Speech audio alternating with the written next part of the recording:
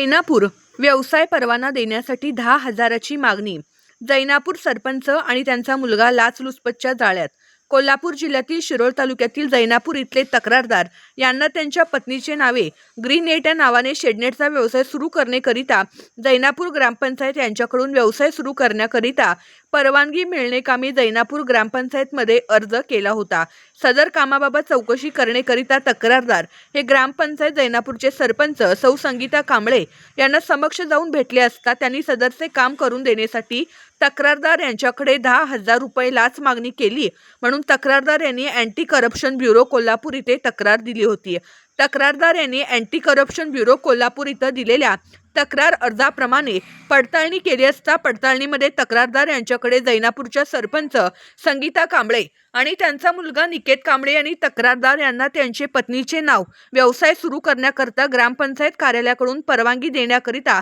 10,000 रुपये लाचेची मागणी करून तडजोडी अंती 9,000 रुपये बेकायदेशीरपणे लाचेची मागणी केल्याचे निष्पन्न झाले. त्यानंतर सापळा कारवाई आयोजित केली असता पंच साक्षीदारांचे समक्ष तक्रारदार यांच्याकडून जैनापूरच्या सरपंच संगीता कांबळे, इतर लोकसेवक व त्यांचा मुलगा निकेत कांबळे, खाजगी इसम यांनी तक्रारदार यांचे काम पूर्ण न झाल्याने त्यांच्याकडून पैसे घेण्यास नकार देऊन तक्रारदार यांचे काम पूर्ण झाल्यानंतर पैसे घेतो असे सांगितले. सदरबाबत इतर आरोपी लोकसेवक सौ संगीता रमेश कांबळे वय 52 वर्षे सरपंच